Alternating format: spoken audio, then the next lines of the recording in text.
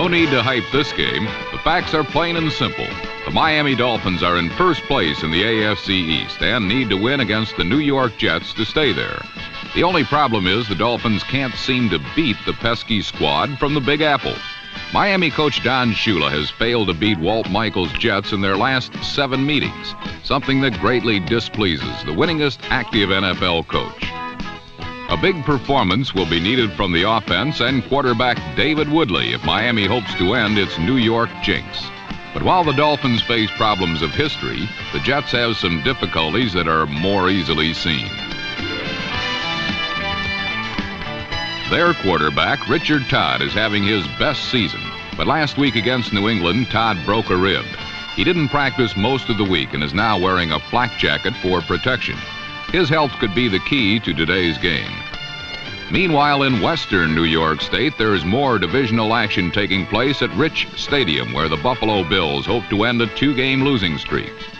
Quarterback Joe Ferguson, number 12, and the offense were surprisingly shut out last week by the St. Louis Cardinals, and hope to get back in the scoring column against the New England Patriots. New England is out of contention in the division, and right now quarterback Matt Cavanaugh is trying to end a Patriot skid that has lasted 4 consecutive games. The Pats, hardly accustomed to a situation like this late in the season, are resigned to the role of spoilers, and coach Ron Earhart should have some daring plays ready in his quest to upset the Bills. It's an AFC Eastern doubleheader with the top spots of the division on the line. The Jets can tie for first with a win, and the Bills can get to within 1 game of the lead if they are victorious as well. It's the New England Patriots versus the Buffalo Bills and the Miami Dolphins and New York Jets on the NFL Game of the Week.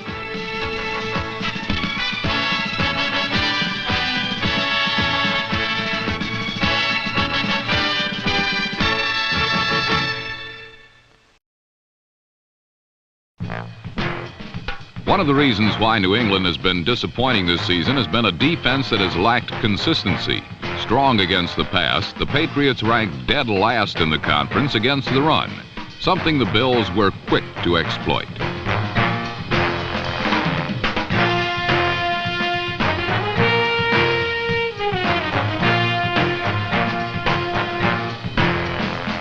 Number 48, Roosevelt Leaks, put Buffalo in range for an early field goal, and the Bills led 3-0.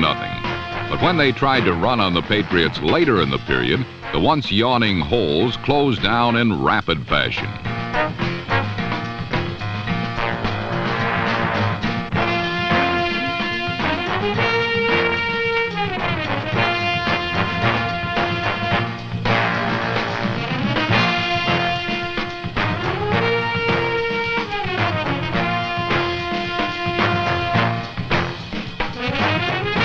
While the Patriot defense did its job, the offense was unveiling the first of several trick plays they would throw at the Bills on the day. It was a most auspicious beginning as New England scored with quickness and flair.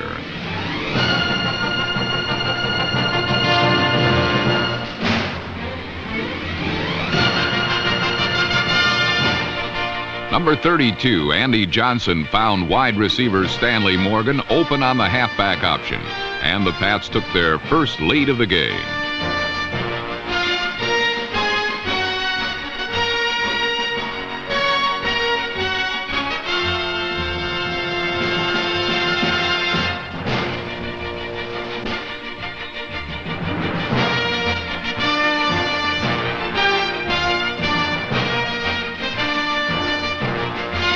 By now, this play should almost be expected by Patriot opponents. It was Johnson's 4th touchdown pass of the season from his halfback position.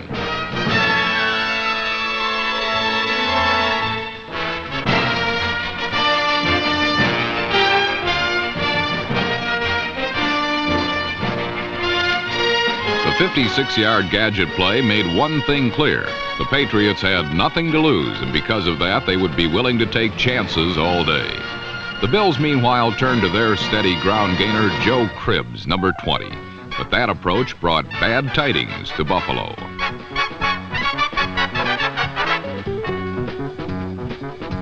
New England was stopped after recovering the fumble, bringing about their second trick play of the game, this time out of field goal formation.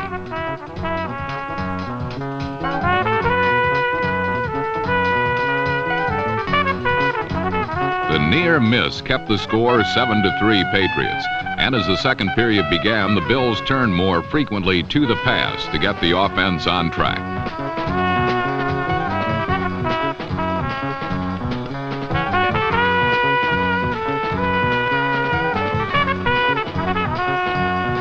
Number 82, Frank Lewis, the AFC's leading receiver coming into the game, found matters rough in the DMZ that is known as the middle of the passing lanes.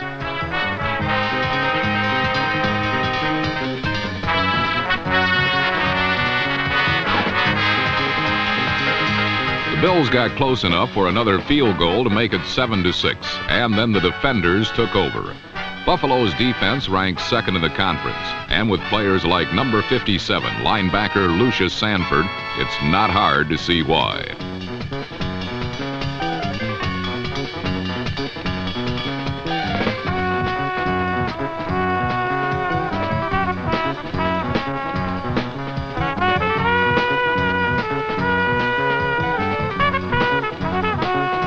Sanford forced halfback Tony Collins to fumble, and Buffalo recovered on the Patriot 33-yard line. Sensing a change in momentum, the Bills' offense anxiously took over and then very nearly duplicated the Patriot mistake when quarterback Joe Ferguson looked for wide receiver Jerry Butler, number 80.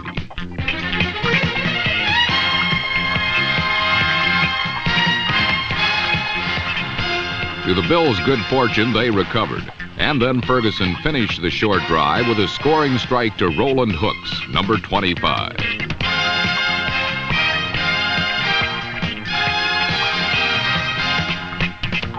Ferguson's 21st touchdown pass of the season put Buffalo back on top with a lead they would take with them into the locker room at halftime.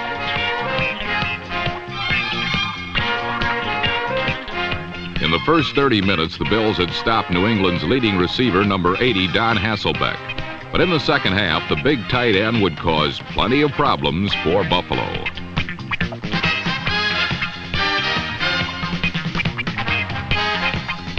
Key catches throughout the third quarter enabled the Patriots to eventually cut the lead to 13-10. John Smith's kick was the only scoring in a quick period, and the Patriots were determined to keep Buffalo out of the end zone as the fourth quarter began.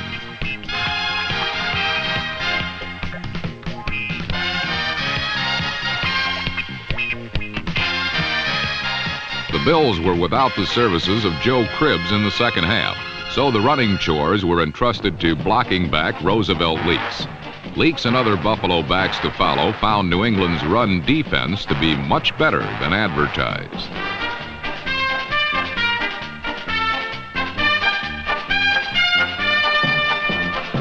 With Buffalo's offense in a holding pattern, New England grew bold again. Quarterback Matt Cavanaugh did the honors this time, finding reliable deep threat Stanley Morgan for his second long gain of the afternoon.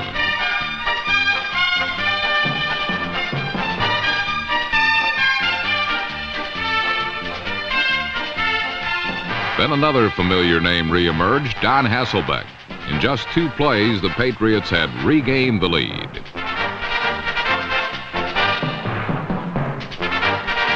Less than 2 minutes remained, and the Bills trailed upset-minded New England 17-13. Joe Ferguson tried to rally his team by throwing to Frank Lewis over the middle again.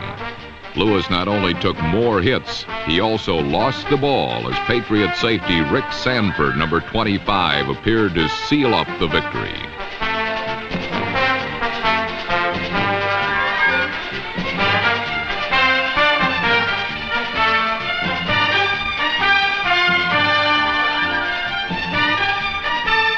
But amazingly, the Bills stopped the Pats on 4 downs and took over with no timeouts remaining.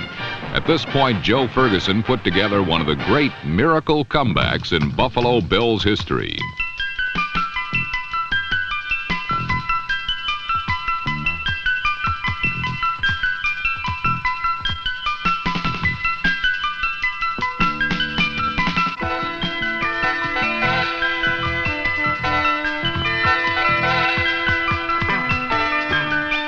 Roland Hook's diving catch picked up 36 big yards and is worth seeing again.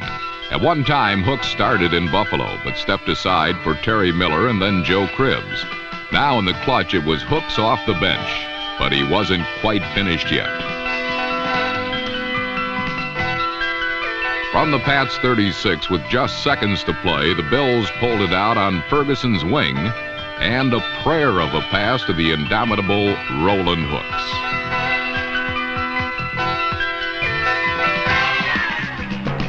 Incredibly, the Bills won, defeating the hard-luck Patriots 20-17. Roland Hooks, the forgotten man of the Bills' offense, led the way to the most miraculous finish of the 1981 season. The win keeps Buffalo in the thick of the playoff picture, where a loss would have been almost too much to overcome. Now it was time to savor this 11th-hour classic and await the result of the game between their divisional brethren a few hundred miles east in New York City.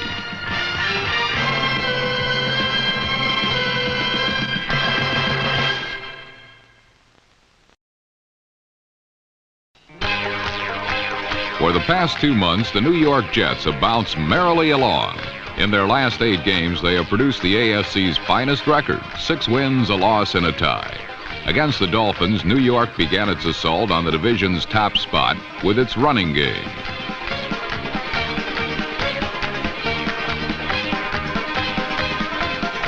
Rookie Freeman McNeil and Scott Dirking, number 25, sparked a pounding ground attack that led to the Jets' first 2 scores.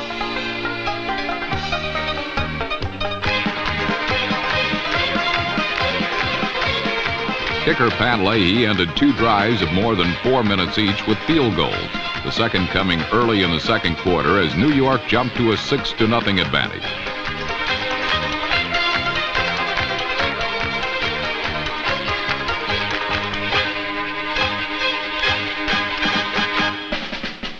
Entering 1981, no one doubted that the Jets could score points. Their defense, however, was considered suspect. Through 11 weeks, Mark Gastineau and his defensive buddies have had the last laugh, leading the NFL in sacks.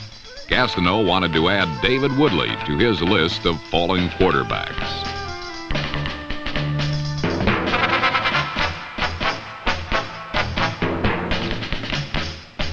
Gastineau was just a moment late, as he was throughout most of the first half. Given time, Woodley engineered an 80-yard scoring drive, highlighted by his accurate passing and his expedient running.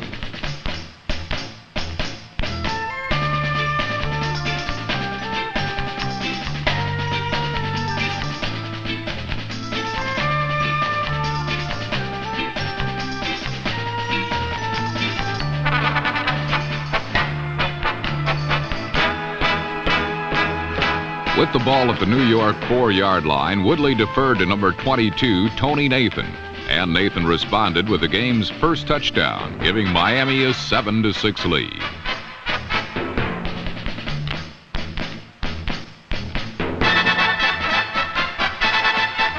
Another look at the score reveals that the play was designed to go outside, but Nathan, spotting an opening, cut back quickly to pick up the 6 points.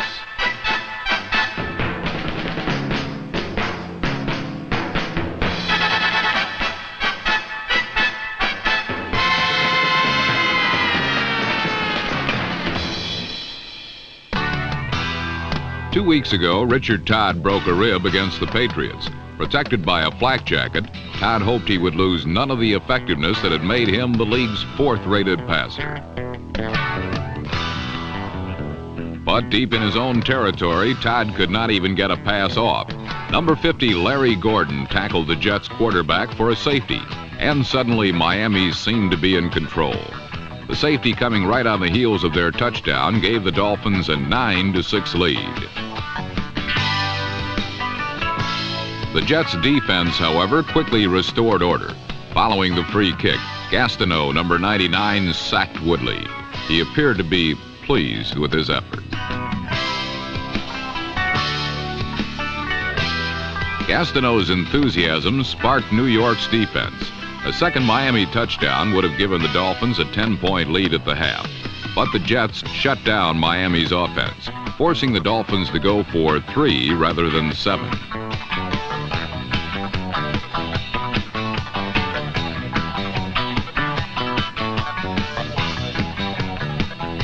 Although Uwe von Schamann split the uprights from 46 yards out to give Miami a 12-6 halftime lead, the boys from New York City had done their job. Gastineau and his mates had kept their team well within range of a victory in a half when the Jets' offense could not get on track. Gastineau knew another half of tough defense lay ahead if New York was to earn a share of first place in the AFC East.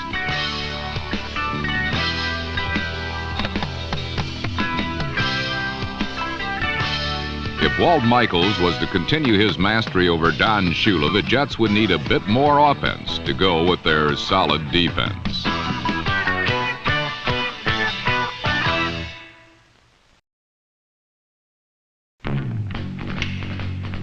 Defense was again New York's strength as the second half got underway. The Jets unleashed all of their defensive muscle and spirit on the Dolphins.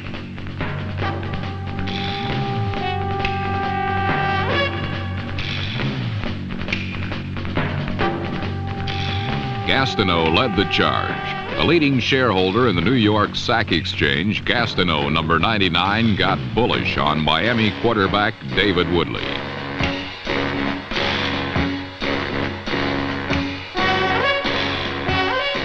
A second look shows that Gastineau at the bottom of the screen beat a double team to sack Woodley.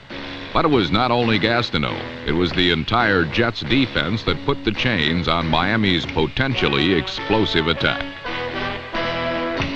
Joe Klecko, number 73, joined in the fun, helping to shut down Miami's running game.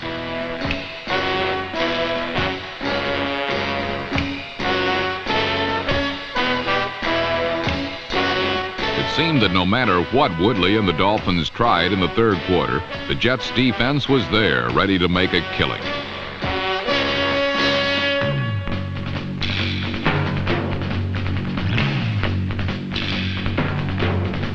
Linebacker Stan Blinken, number 54, finished off the defensive deluge with an interception as the Jets shut out Miami in the third quarter.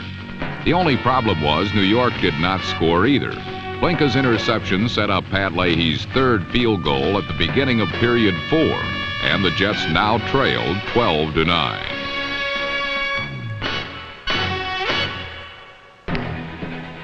With 11 minutes remaining, David Woodley knew he had to put something on the board.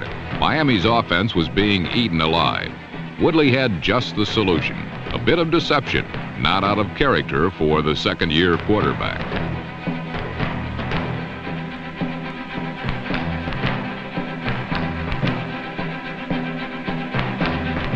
A repeat of the bootleg shows that defensive end Joe Klecko, number 73, was sucked in by the fake to the running back, allowing Woodley to roam freely around the left side.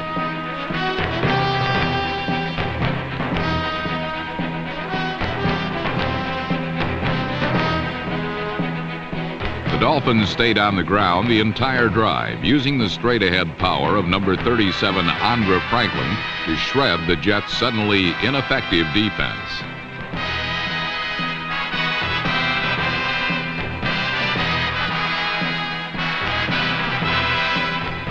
With the ball on the New York 5, the Jets dug in and made their stand. On third down and goal, Abdul Salam, number 74, submarined Tony Nathan for no gain, forcing the Dolphins to kick a field goal. With 3 minutes remaining, Miami led 15-9.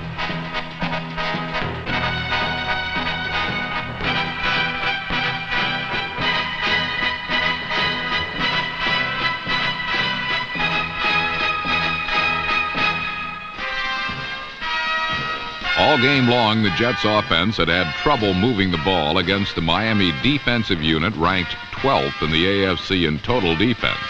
If they could not generate something now, they would leave their home field as losers. Richard Todd was not about to let that happen.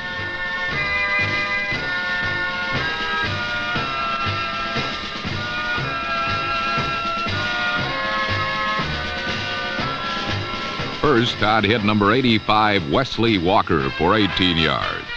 3 plays later, he found Lamb Jones, number 80, for 14 more yards, bringing the ball to the Miami 11-yard line with less than 30 seconds remaining.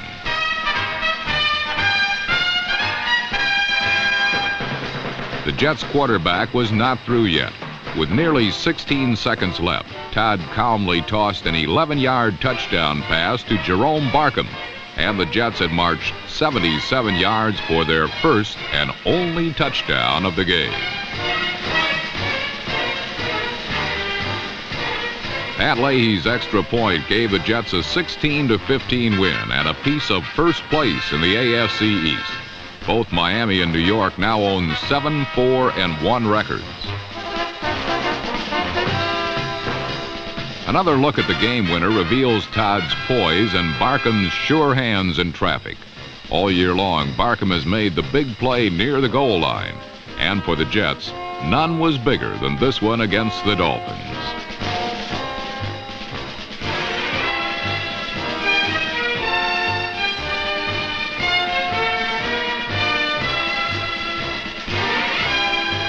For the first time in over a decade, the Jets can truly call themselves number one, even if they are only tied for the top spot in the AFC East. When you've been down for a while, even a share of first place this late in the season is something to celebrate. And these were the same Jets that were counted out after they lost their first 3 games. It has not been too often in recent years that the spotlight has fallen on the Jets. And Jerome Barkham wants to let everyone know just how it feels. Final score, Jets 16, Miami 15.